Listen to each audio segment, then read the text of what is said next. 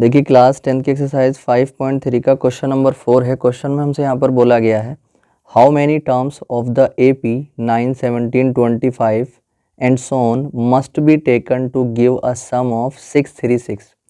देखिए क्वेश्चन में हमसे यहाँ पे बोला गया है कि एक AP है हमारे पास जो कि कितनी है 9, 17, 25 और एंड सो ऑन, ये चलती चली जा रही है। तो यहाँ पर क्वेश्चन में हमसे बोला गया है कि ये जो AP दे रखी है हम इस AP की कितनी टर्म्स को ले लें, हम इस AP की कितनी टर्म्स को ले लें कि जब हम उनको ऐड करें तो उन सारी की सारी टर्म्स को ऐड करके 636 आ जाए।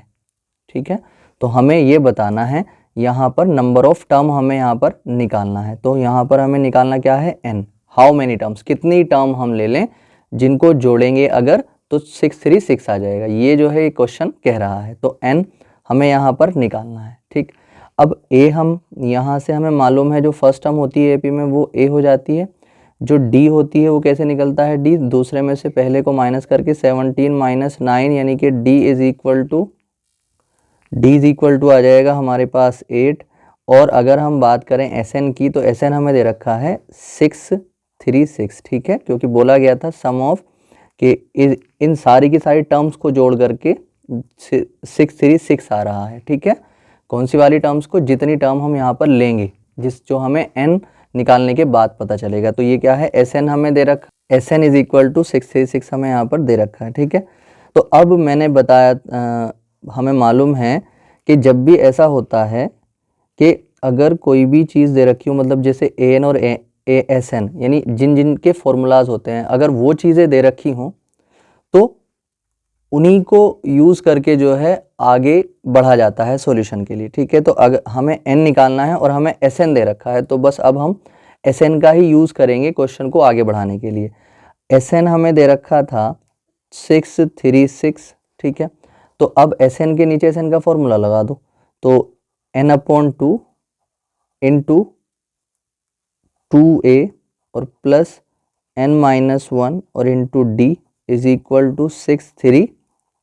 ठीक, तो n तो हमें यहाँ पे निकालना है, n/2 इंटू 2a कितना था हमारे पास 9 और प्लस में n हमें निकालना है -1 और इंटू d कितना था हमारे पास 8 इज इक्वल टू 6, 3 और 6। ठीक, अब n/2 को तो आप ऐसे ही रख लो, 2 9 ज़ा 18 आ जाएगा, प्लस 8 की n से मल्टीप्लाई करो, 8 n ज़ा 8n माइनस 8 1 ज़ा 8 और यहाँ पर आ जाएगा 636 -8 और प्लस 18। तो यहाँ n/2 तो ऐसे ही रहेगा, प्लस का 18 और माइनस 18 दोनों में प्लस माइनस हो जाएगा, क्योंकि इन दोनों में ये अकेले अकेले हैं, ये n वाला है, इसके साथ इनका प्लस माइनस नहीं होगा। 18 में से 8 गया तो 10 बचेगा, बड़ा नंबर प्लस का था तो बड़े नंबर का साइन आ जाता है, प्लस का 8n आ जाएगा यहाँ पर इज इक्वल टू 636 आ जाना है। ठीक है, अब क्या करेंगे, देखिए यहाँ पे, अब यहाँ पर n/2 को तो आप ऐसे ही रखें, n/2 को तो आपने ऐसे ही रखना है,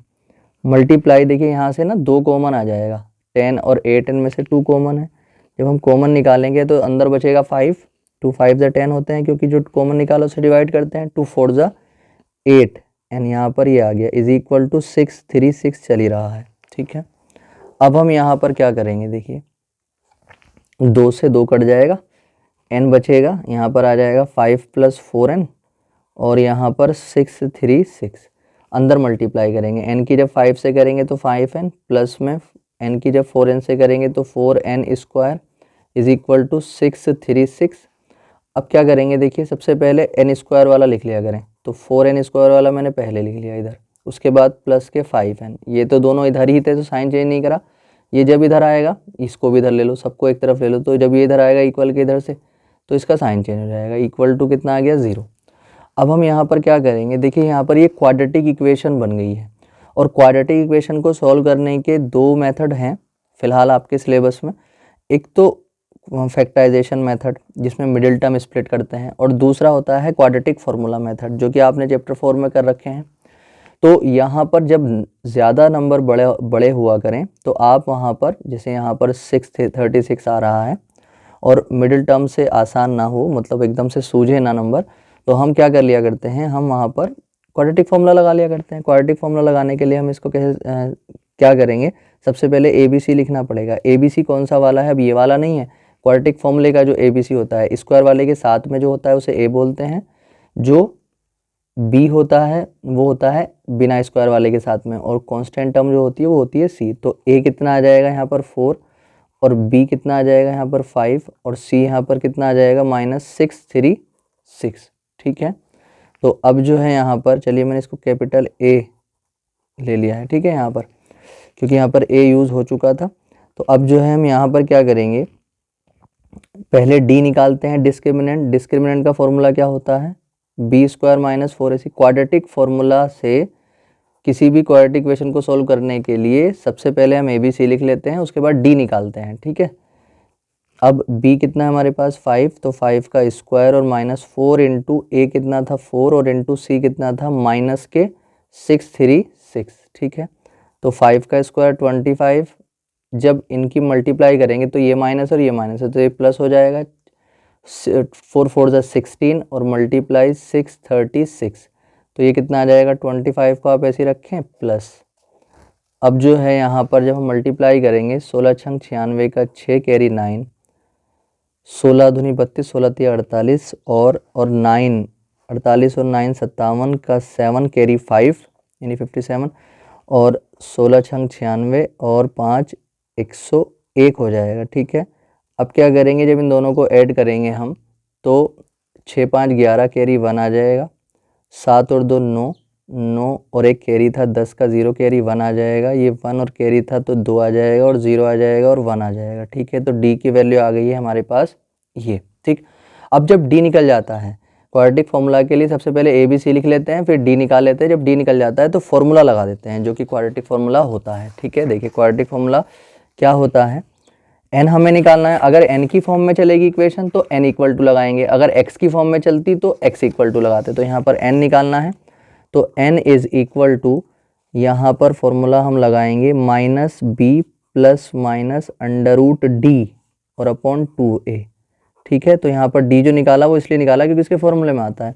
तो n is equal to -b कितना था 5 था तो -5 हो जाना है, प्लस माइनस √d जो है d कितना आया था 10201, ठीक है, और अपॉन में 2 इंटू ए कितना था हमारे पास 4। अब देखिए n इज इक्वल टू ऐसे रखें -5 ऐसे रखें प्लस माइनस, देखिए 10201 के अगर मैं फैक्टर करूंगा ना, ठीक है, तो 101 इंटू 101 आएंगे, ठीक है। जब आप इन दोनों की मल्टीप्लाई करेंगे तो ये आ जाएगा और अपॉन में 2 4 जा 8 आ जाएगा। अब क्या करेंगे, n इज इक्वल टू -5 को आप ऐसे रखेंगे प्लस माइनस, ये इसमें से निकल जाएगा 101 एक बार क्योंकि इसके अंदर 2 बार है, अपॉन में कितना आ जाएगा 8। अब क्या करते हैं, देखिए जब एक बार प्लस में है एक बार माइनस में है तो हम एक बार क्या कर लेंगे, एक बार इसको प्लस में लिख लेंगे -5 प्लस 101 अपॉन 8 और एक बार इसको ले लेंगे माइनस में, n is equal to -5 minus 101 और अपॉन में 8। तो n की जब वैल्यू हम निकालेंगे तो इसमें से इसको माइनस करेंगे तो ये आ जाएगा 96 और अपॉन में 8। तो n की वैल्यू जब निकालेंगे तो 8 1 जा 8, 1 बचेगा 16, 8 2 जा 16, तो n की वैल्यू आ गई यहाँ से तो 12 और यहाँ से हम देखेंगे तो 106 आएगी माइनस की और अपॉन में 8। तो यहाँ पर हम काटेंगे भी तो कटेगा नहीं यानी फ्रैक्शन में बचेगा। और n हमेशा जो है AP में अर्थमेटिक प्रोग्रेशन इस वाले चैप्टर में n हमेशा जो होना चाहिए वो एक पॉजिटिव इंटीजर होना चाहिए, मतलब एक कंप्लीट नंबर होना चाहिए और प्लस का भी होना चाहिए, ठीक है। तो ये वाला तो हम मानेंगे नहीं, इसको तो ऐसे ही छोड़ देंगे। जो हमारा जो सही आंसर है वो n इज इक्वल टू 12 है, ठीक है। तो हमें क्या निकालना था, n ही निकालना था, तो n इज इक्वल टू 12 जो है वही हमारा आंसर हो जाएगा। मैं आपको बता देता हूँ इसका सही मतलब क्या है।